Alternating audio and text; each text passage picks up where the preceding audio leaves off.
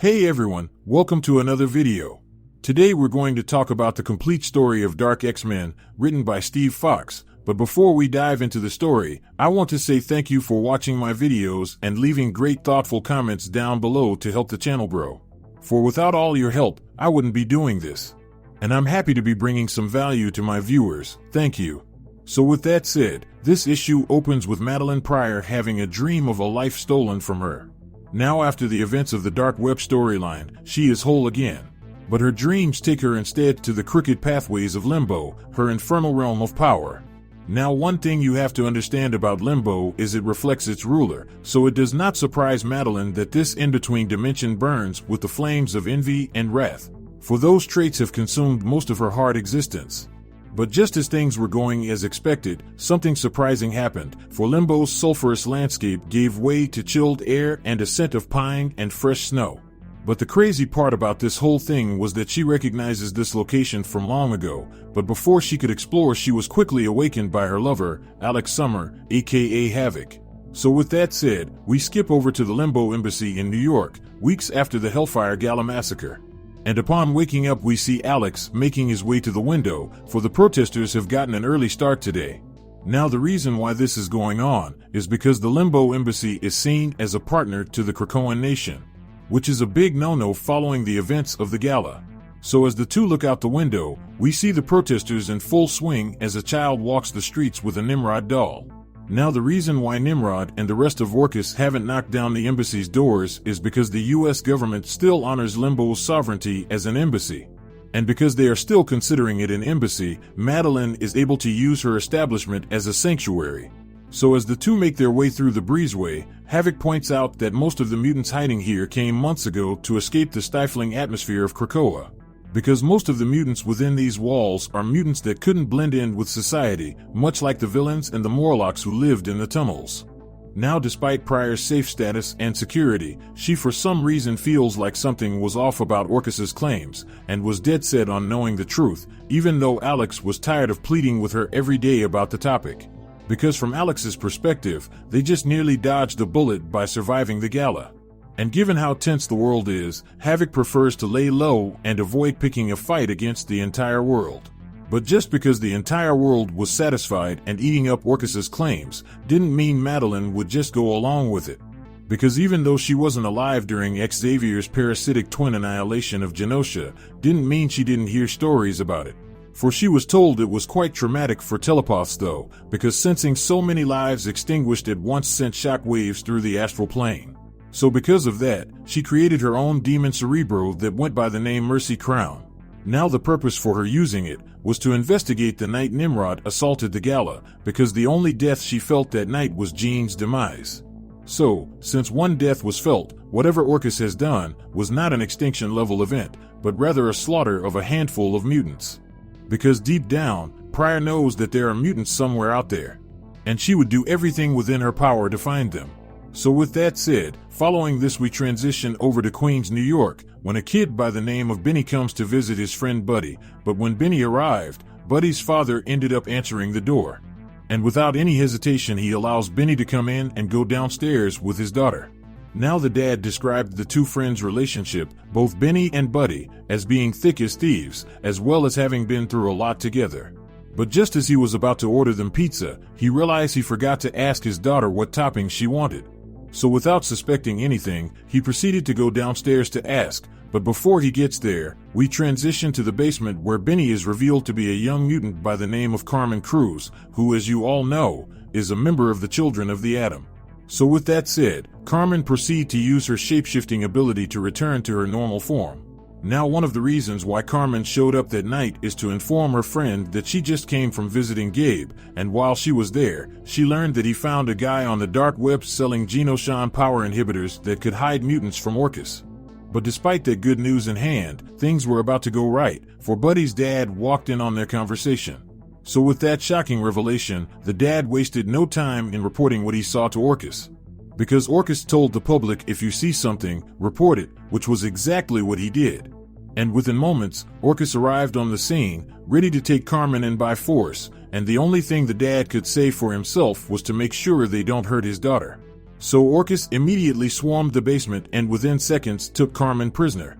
So following that loss, we skip ahead with Carmen in the back of an Orcus transport with a collar around her neck, flanked by armed guards as they continue to take her to an Orcus re-education camp.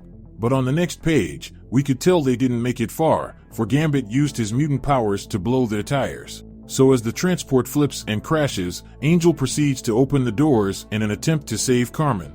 Now this extraction team is made up of Gambit, Archangel, and Maggot, which on most days would be more than enough to solve this problem, but on this day, and on this transport there was a special guest that would put up more than they bargained for.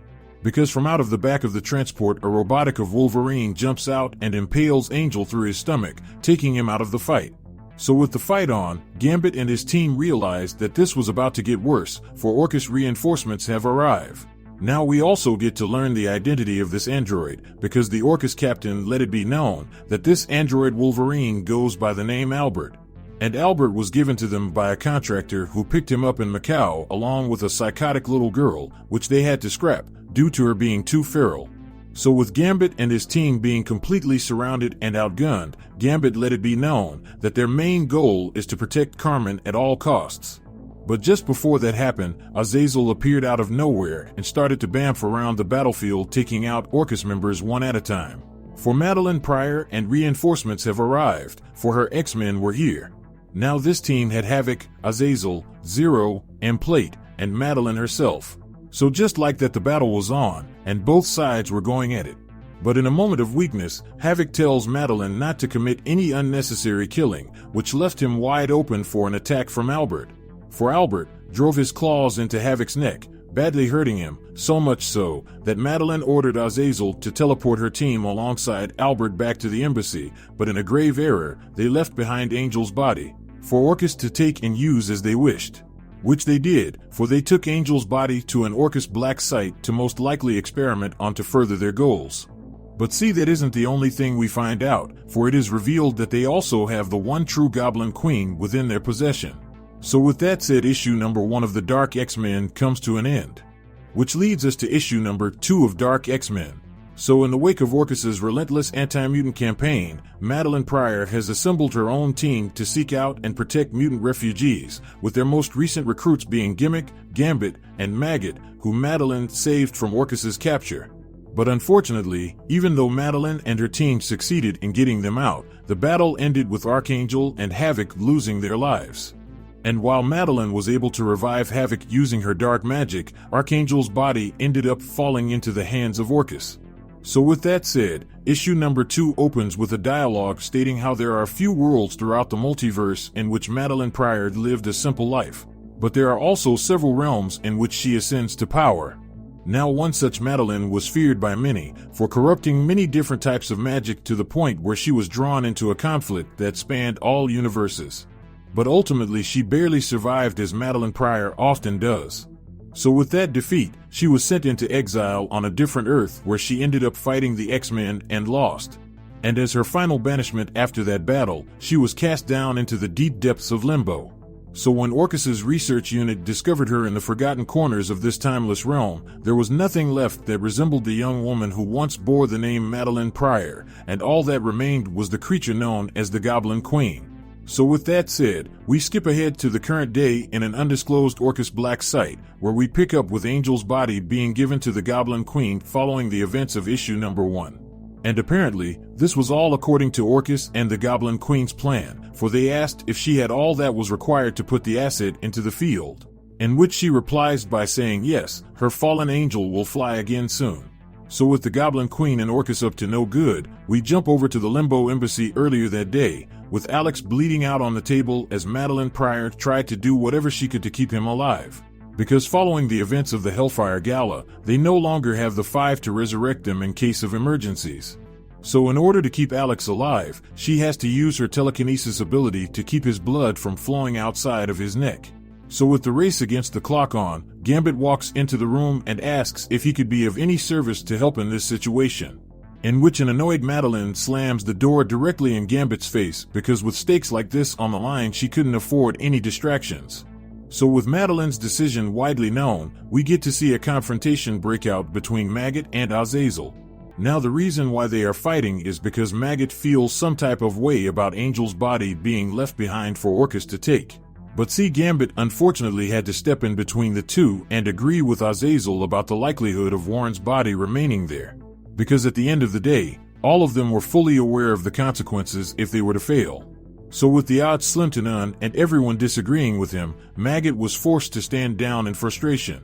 So with nothing else to be said, Maggot eventually stormed out of the room and stated, "With friends like those, who needs Orcus?" So with the confrontation avoided between the two, Azazel tells Gambit that he never thought they would be such close friends, in which Gambit had to burst his bubble by telling him how much he didn't trust him, just like he doesn't trust Madelyne. But due to the state of the world, they have to all work together to survive. Which was something Azazel could agree with wholeheartedly, because his sole motivation was just based on survival. So with that said, it is obvious how dysfunctional this team is. In fact, this is less of a team and more of a group of convenience. So with most members out for themselves, we see Alex and Madelyne walking into the hallway. And let me just say, Alex looks like a complete zombie with that scar on his neck. But anyway, Alex introduces himself to their newest recruit and asks Carmen if she has a mutant name that she prefers to go by. In which she states that her current mutant name was GIMMICK, but she was thinking about changing it. So with that out there, Madelyne interrupts their conversation and says how Carmen subconsciously is shouting how she wants to be called Faint, and funny enough Madelyne approves. So with Carmen's name changed to Faint, we skip over to a data page that gives an in-depth look at the two Orcus agents in this issue. The first of the two was Agent Kroll. Now when it comes to Agent Kroll, we find out that he received a dishonorable discharge from S.H.I.E.L.D.'s experimental robotic division. And records also indicate a court-martial was considered to determine whether his studies into the pain threshold of AI were considered human rights abuse, but the trial was postponed due to something that was redacted. And that wasn't the full extent of his crimes, for he was also involved with Norman Osborn as well as Hammer before finally ending up here, in Orcus. And as for Valen, she first appeared in their records as part of the support staff for Le Bureau Discret, which is a France intelligence agency. Now her specialty was in arcane research, which means she was rarely deployed to the field until one day she was asked to help out in a newly uncovered ruin. And once there, a demon attacked her team and killed everyone, except for her. So following that, an unsubstantiated rumor spread about how Valen bargained with one of the devils present to exchange her colleagues' lives for her own. So with that heavy info dump out of the way, we see Agents Valen and Kroll as independent contractors within the vast and convoluted hierarchy of Orcus. Even though no one would admit to it, Orcus's top brass isn't quite sure who first hired Kroll and Valen, but they had to admit the duo had a knack for acquiring and deploying unique assets, which in the end justified their high costs. Now under their direct supervision, Orcus lost 63 units during the capture and containment of the variant Goblin Queen and her Bamf dragon. So despite the possibility inherent, Orcus was uncomfortable holding the demon sorceress who also possessed Omega-level mutant abilities. Now the Goblin Queen became one of the earliest test subjects for the new method of deactivating the X gene, which involved Brightswell, which is an elixir found in Otherworld.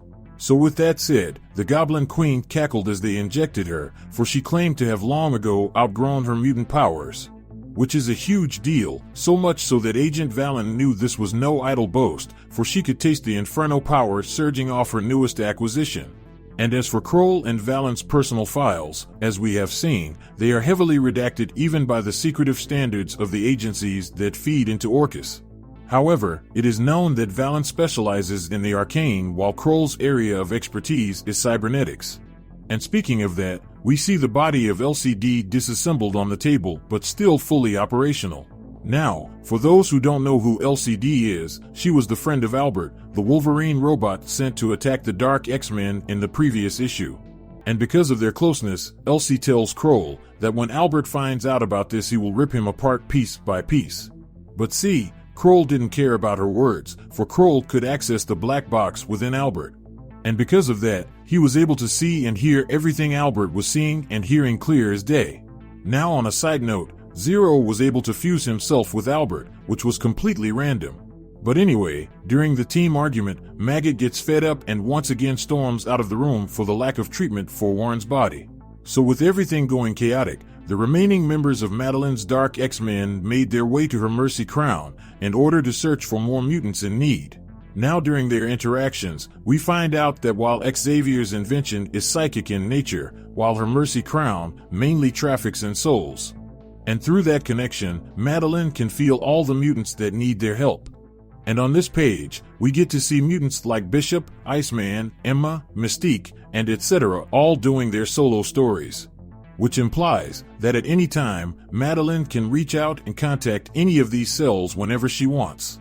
So with that said, they decided a great place to start was Mexico.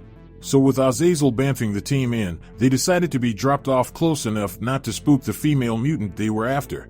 So with the team in position, Maddie tells Gambit, Maggot, and Plate, and Azazel that they will not be attending this mission with them because she decided that it would take too long to save each mutant one at a time. So despite Gambit's and Maggot's protest, they had to concede that Maddie made a good point. So with that established, Madelyne then goes on to state that Faint should stay with her on their mission, due to the fact that their target is similar in age to her. And because of that age similarity, it would make it easier for the newcomer to feel accepted. So following Gambit and his team leaving, we see Faint use her metamorphic power to create her new outfit, which was a new design Faint was messing around with long ago.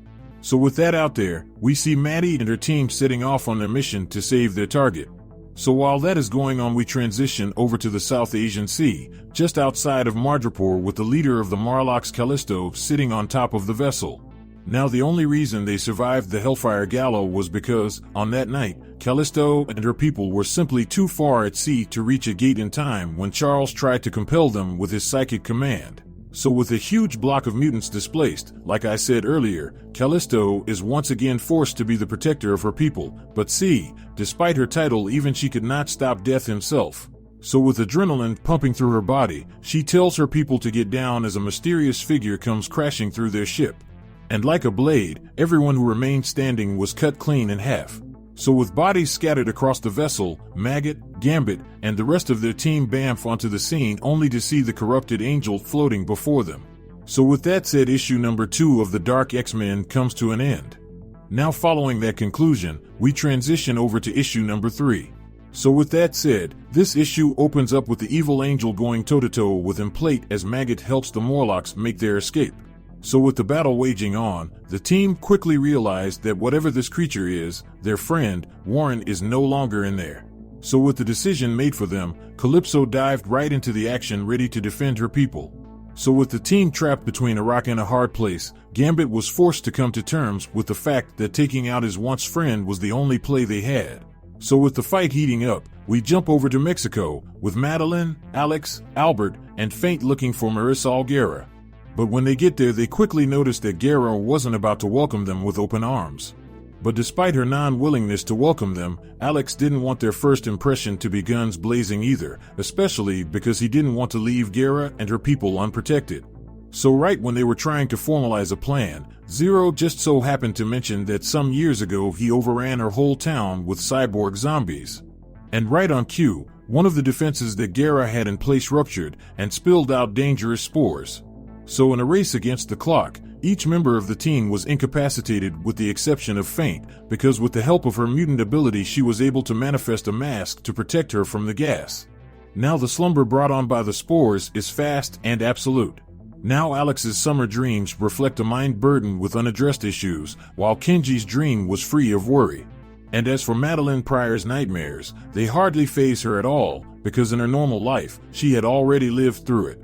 So as she made her way through her mental hallucinations, she stated that it may take her a few minutes to use her telekinesis to pluck the spores from her own sleeping body, so in the meantime, she wanted to see what horrors her subconscious concocted for her.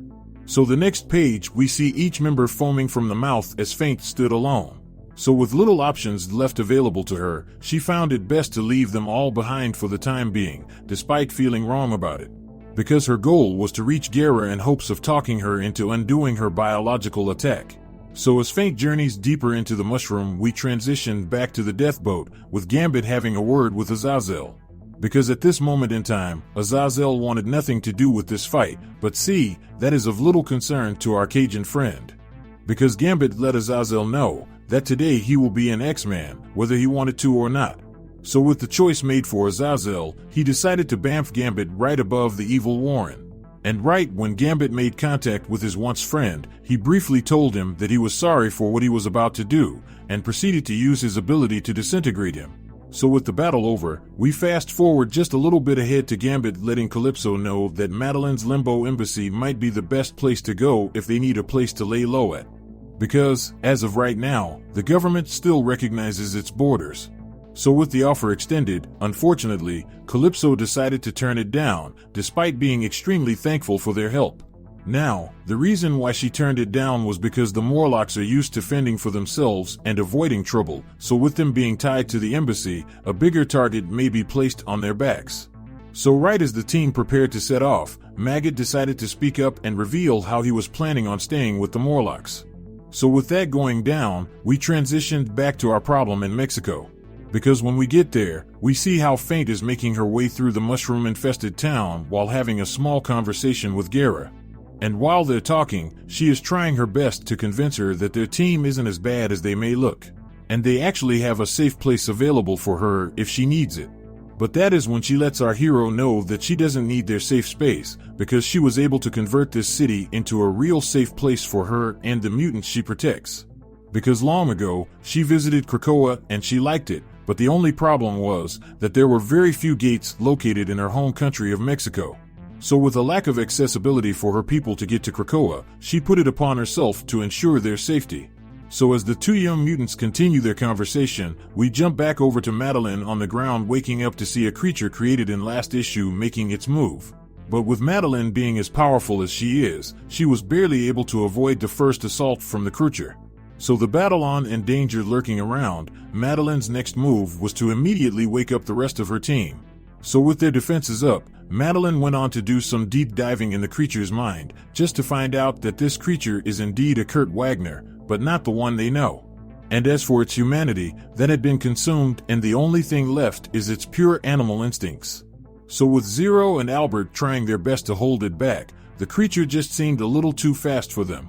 So that was when Havok told them to get out of his way, so he could open fire. But before he could do it, his arm started to bubble up. Now this right here was completely freaking him out, and if I had to guess, this was a side effect of Madelyne bringing him back to life. But anyway, getting back to the story, we pick back up with Faint talking with some of the mutants that were protected by Guerra. And right in the middle of their conversation, the evil Kurt bamfed right above them, and proceeded to go directly for the innocent, but before it was able to get its teeth around them, Faint was able to transform into a monstrous form of herself and repel its attack. So with the creature hurt, it quickly made its escape as Madelyne and the rest of the team arrived on the scene. But see, even though the day was saved, the citizens that were there weren't happy about what just transpired, because Guerra states that she made a mistake by letting them in, because they had brought the devils with them. Because from her perspective, they weren't a target before Faint and her team got there. So because of that, it was time for them to leave their home before more arrived. But see, that was where she was wrong. Because Madelyne states that Guerra's group may not have been top priority for the humans seeking to exterminate their kind. But she assured her that they would have eventually worked the way down to her level. But at the end of the day, she has few unshakable principles, and chief among them is that she would never force anyone to follow her will. And because of that, she isn't hoping to waste her time trying to help them.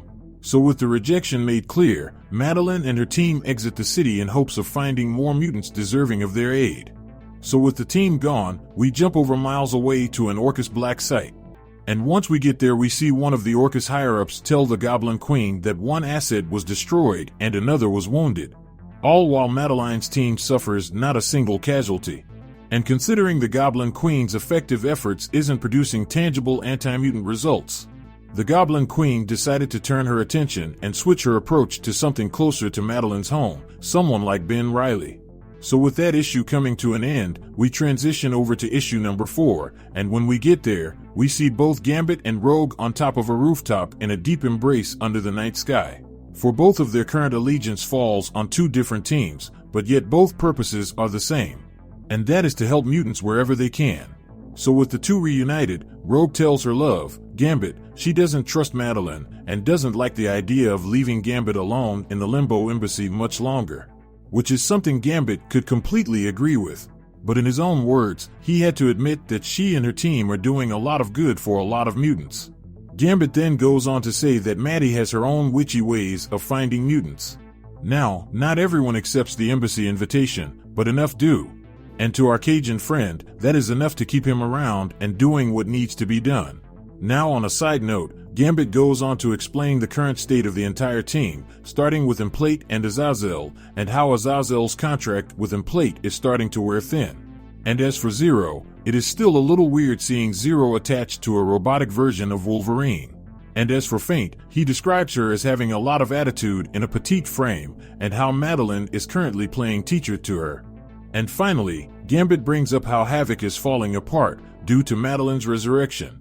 So with that update provided, Rogue puts her trust in her love and proceeds to take off, but not before sharing a goodbye kiss for the road with him. So following their interactions, we skip over to the Goblin Queen being escorted by Agent Valen and Agent Kroll through an Orcus prison in New York. And while they're there, she is looking for a very certain mutant. A very certain mutant that she can use as a skeleton key to enter right through the front door of Madelyne's castle. And once inside, Chasm would be theirs for the taking. Now at this point we have no idea what Chasm has to do with the Goblin Queen's plan, with the exception that he is a very important part of it. So following that, on the very next page, we see how Gambit is entering into the Limbo Embassy after his meeting with Rogue. And when he gets in, he runs right into Madelyne and HAVOK as they were making their way to the entrance of said embassy. Because, according to them, there is currently a mutant running full speed towards the front gate, screaming out both psychically and out loud how he needs help, because directly behind him was a couple of Orcus's soldiers ready to put him down. But lucky for him, the mutant by the name Nil Steiger, also known as Abyss, made his way into the embassy just in time. Now, just to give some context to his power, Abyss has the ability to use his body as a gateway to a cold, lifeless dimension over which he has only limited control over. So with HAVOK forcing the soldiers back, Madelyne reaches down for the frantic mutant to help him to his feet. But when she goes to read his mind, she couldn't help but notice how much of a frenzy it was in.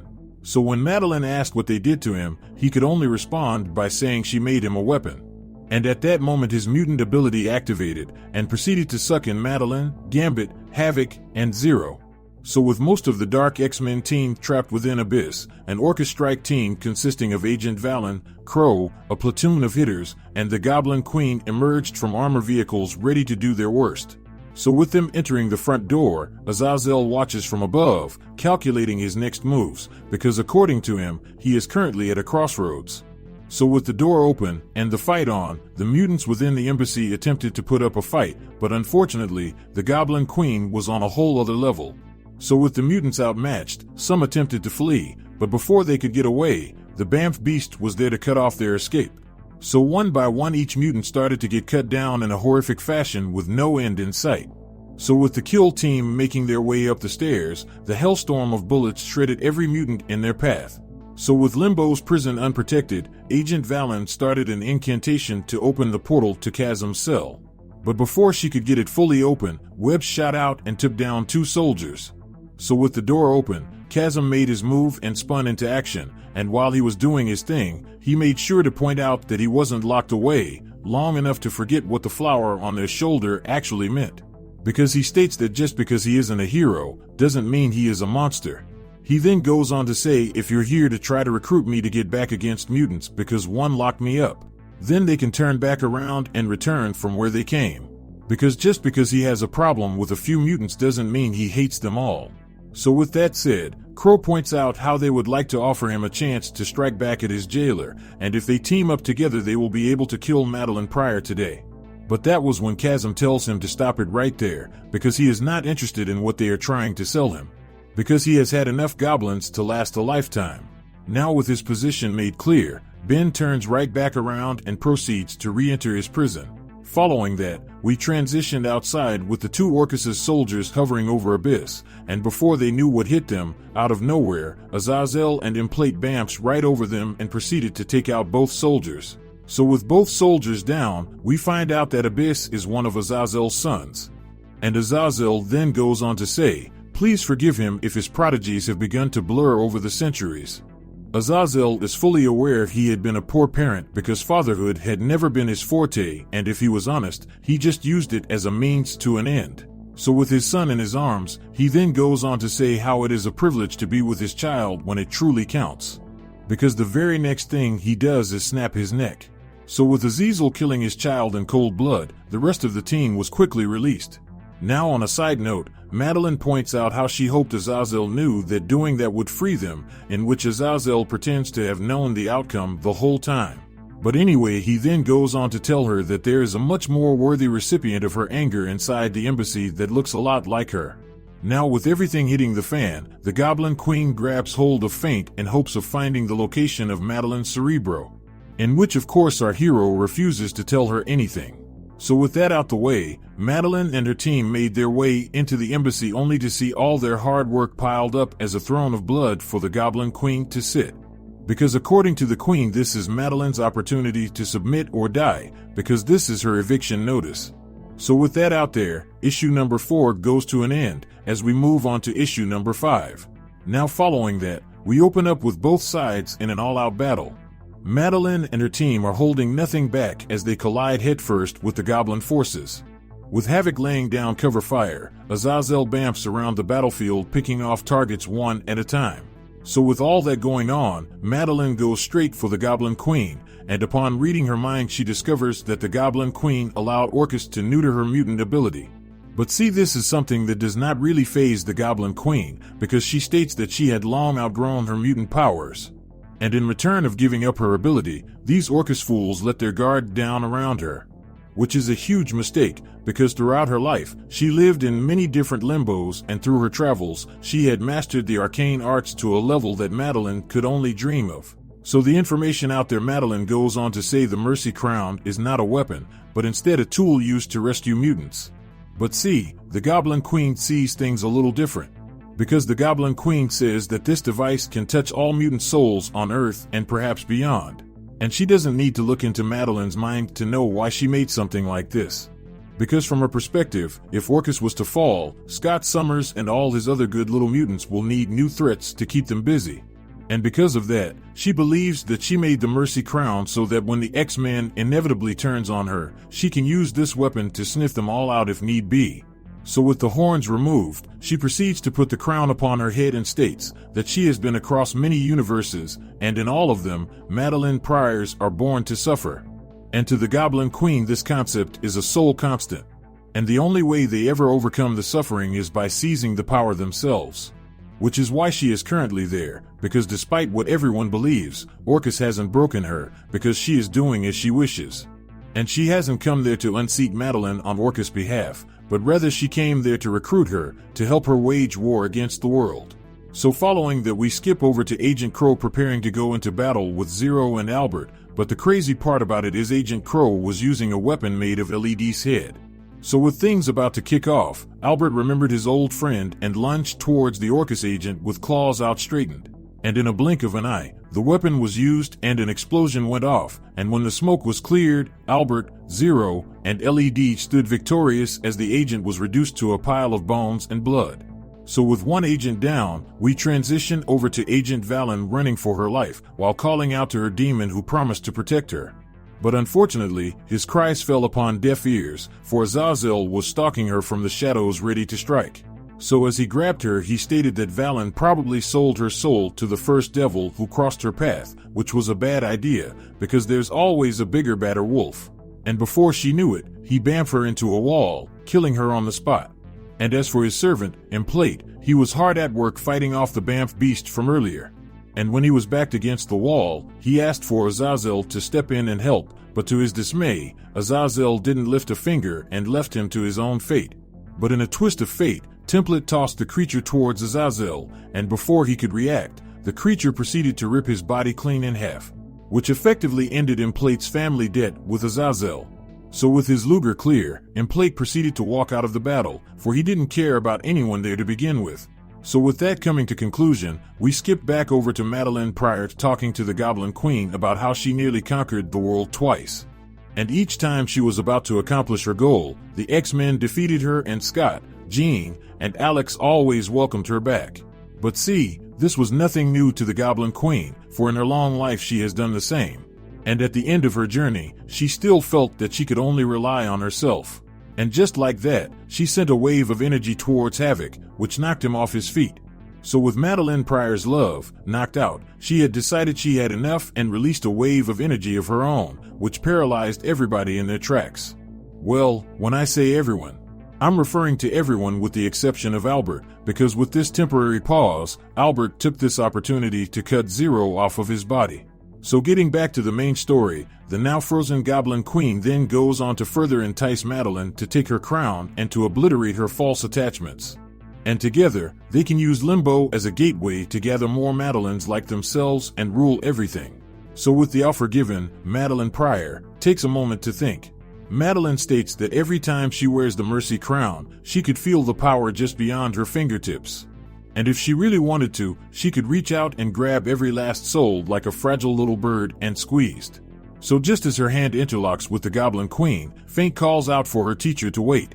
And in that brief moment, Faint used her power to take the appearance of Madelyne and tell her to remember who she is, who she used to be, and finally who she can still become. So with the reminder standing front and center, Madelyne took hold of her staff and turned and sliced the Goblin Queen's head clear off her body and putting an end to her devilish games. So with the threat defeated and the Goblin Queen gone, we pick up a week after the battle in the Limbo Embassy. And when we get there, we get a dialogue to close out the story. Because Madelyne Pryor used to dream of a life stolen from her until she remembered that none of us lived just one life. Now because the Limbo Embassy reflected its ruler, it is of no surprise to Madelyne that this in-between dimension is in a constant state of change. So much so, that Madelyne allowed Faint, Madelyne Star Student, and Gambit to leave the team and rejoin the ranks of the X-Men. But see, that wasn't it, because Madelyne also allowed the embassy doors to remain open for any mutant in need. And as for those who didn't want Madelyne's help, they were left to do their own thing. For Madelyne has come to accept that the sanctuary she offers is not for everyone, because certain souls are beyond salvation and not all monsters can be tamed. And others just need to find their own way through life. So with that established, on the final page, we get Madelyne talking to Alex. And as we could see, Alex didn't really know what to do moving forward, since most of the X-Men team had left. But that is when Madelyne tells him that she has made a rare misstep in declaring herself a leader, because Jean was born to lead, whereas all Madelynes was born to suffer. But in the end, none of this mattered anyway, because our Madelyne had made herself more. She has made herself Madelyne Pryor, the ruler of Limbo and once and forever the Goblin Queen. So with that said, the final issue of X-Men Dark comes to an end. Now, this story wasn't one of the best runs in the Fall of X storylines, but it was decent for what it was. To me, Madelyne as a character didn't go through any character development in this arc, because the same Madelyne we get in the end was the same one we started with in the beginning, which to me was a big missed opportunity. So with that established, I hope you enjoyed this video, and please don't forget to leave a like and a comment if you want to see more videos like this. Thank you for watching, and I'll see you in the next video.